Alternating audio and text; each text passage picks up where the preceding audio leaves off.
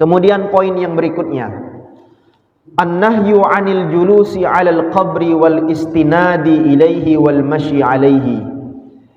Larangan untuk duduk di pucuk kuburan, larangan untuk bersandar di kuburan, dan larangan untuk nginjek atau melangkahi kuburan.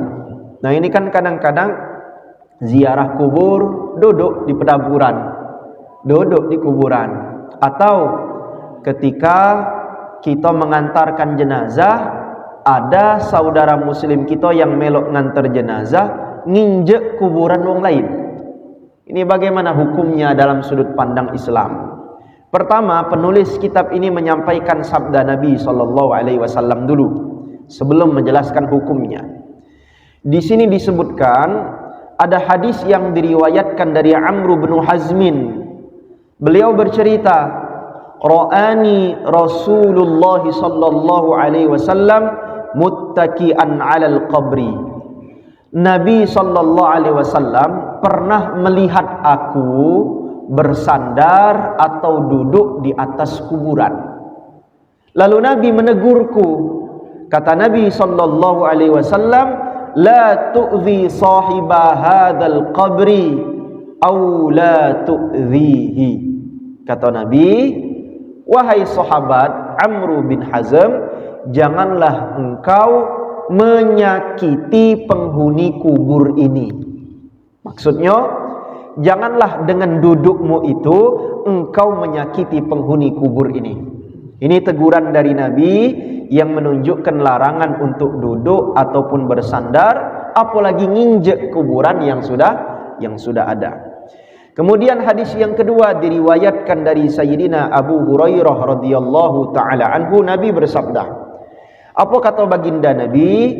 Kata Nabi, seseorang di antara kalian lebih baik duduk di atas bara api, lalu bara api itu sampai membakar kulitnya, daripada dia mesti duduk di atas kuburan. Hadis riwayat Imam Ahmad dan diriwayatkan oleh Imam Muslim. Hadis ini sahih. Dari dua hadis ini ada tiga pendapat ulama, ada tiga pandangan ulama bagaimana status kita duduk, bersandar atau nginjek kuburan. Di dalam kitab ini disebutkan pendapat yang pertama, sekedar kita tahu Pak, supaya kita tidak mudah menyalahkan ketika ada yang berbeda pendapat dengan kita. Pendapat pertama, ini mazhabnya Az-Zahiri, disampaikan oleh Ibnu Hazm rahimahullahu ta'ala, bahwasanya duduk, bersandar atau menginjak kuburan hukumnya adalah haram secara mutlak.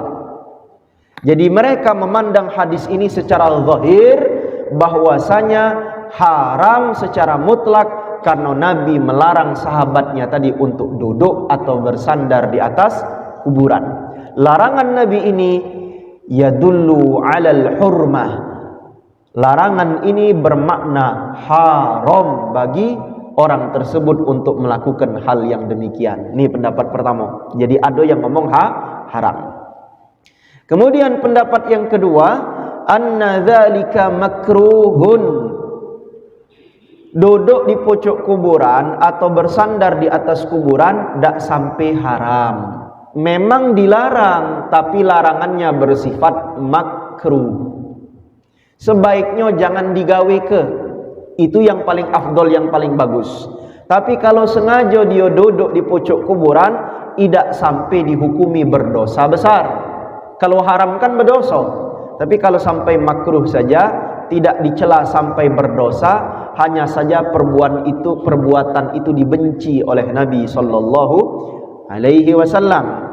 Di sini disebutkan ibaratus Syafi'i fil ummi wal jumhurul ashabi fit turuq kulluha annahu yukrahul julus wa aradu bihi karahatut tanzih.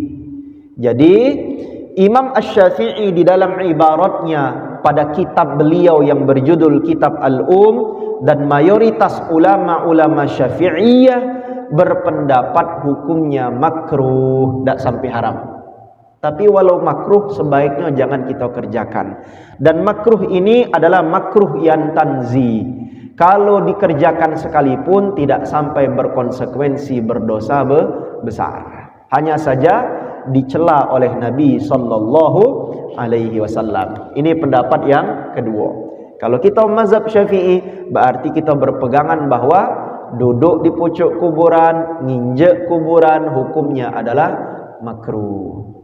Kemudian pendapat yang ketiga, ada pendapat yang disampaikan oleh Imam Abu Hanifah dan Imam Malik. Pendapat ini berbeda dengan dua pendapat sebelumnya. Menurut kedua ulama salaf ini, ila jawazil qu'udi 'alal qabri, boleh duduk atau bersandar di atas kuburan. Hukumnya boleh. Dengan kata lain, mubah-mubah saja. Apa sebab? Imam Malik di dalam kitabnya Al-Muwatta, beliau pernah berkata, innama naha 'anil qu'udi 'alal kubur fima nara aw nadhunnu lidzahibi yaqsudu liqada'i hajatil insani minal bauli awil ghaid.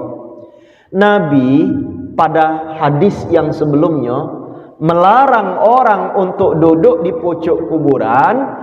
Menurut analisa dari Imam Malik, makna larangan itu jika orang tadi sengaja duduk di pucuk kuburan untuk buang hajat seperti kemek ataupun buang air besar mising, itu yang dilarang.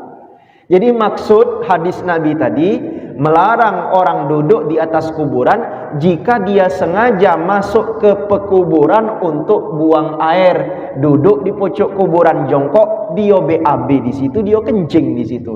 Ini yang dilarang menurut pendapat Imam Malik. Tapi pendapat ini dibantah oleh ulama-ulama Syafi'i, di antaranya Imam An-Nawawi. Kata Imam Nawawi, hadza ta'wilun dha'ifun au batilun. Takwil yang dilakukan oleh Imam Malik ini, takwilnya pendapat ini lemah, bahkan batil. Ya, tapi kalau ada orang pakai pendapat Maliki, ya kita hormati saja. Yang penting kita tahu ada perbedaan pendapat ulama dari masalah duduk atau melangkahkan kaki di atas kuburan. Paham? Nah, kesimpulannya, hadzal khilafu fi ghairil julusi liqada'il hajah. Ini khilaf, perbedaan sampai 3 pendapat ini dalam konteks duduk di pucuk kuburan bukan untuk buang air atau bukan untuk buang hajat.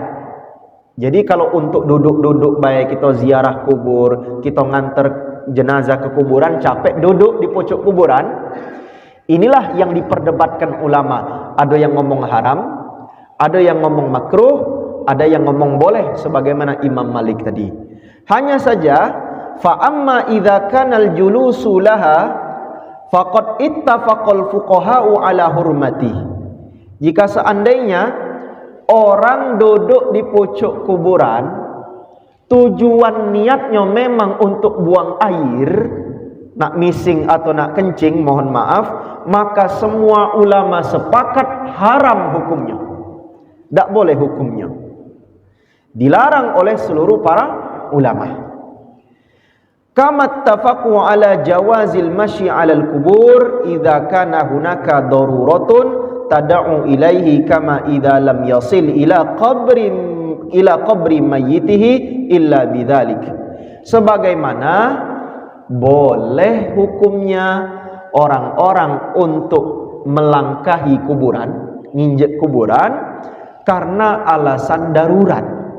Sebagaimana contoh, tidak ada jalan lain menuju kuburan kecuali untuk melangkahi kuburan-kuburan yang lain. Nah, yang semula makruh, dilarang kita nginjek kuburan yang ada itu tidak boleh, Pak. Minimal makruh hukumnya. Dilarang menginjaki kuburan yang sudah ada jika tanpa hajat. Tapi kalau memang ada hajat syar'i, darurat, seperti lubang kuburnya di tengah-tengah, tapi tidak katik lagi jalan kecuali melewati kuburan yang ada, maka di sini disebutkan ittafaqu, sepakat semua ulama boleh kita terpaksa nginjek kuburan yang ada supaya sampai ke tempat tujuan kita, yakni kuburan, untuk ngantar jenazah saudara kita tadi. Nah, jadi kita nilai Pak, kalau area pekuburan itu seperti Puncak Sekuning, seperti Kamboja, wah itulah penuh Pak, tak katik lagi jalan Pak. Kami nilai caknya tak pacak lagi, harusnya pemerintah stop lah ngubur di sana lah, penuh. Kuburan tu amburadul. Kami nak ziarah ke tempat nenek kami harus melewati kuburan-kuburan uang, tak katik lagi jalan. Kalau memang kondisi seperti ini, tidak bisa lewat ke jalan yang wajar, yang normal, kecuali lewat melangkahi kuburan yang ada, maka tidak masalah jika memang ada unsur atau alasan darurat tadi. Tapi tetap diusahakan walau kita melewat kuburan yang ada, kalau pacak jangan diinjak, lebih bagus. Tapi kalau tak pacak harus diinjak, kalau tak diinjak, tak pacak ke tempat lubang kubur di sana, maka hukumnya dimaafkan oleh para ulama.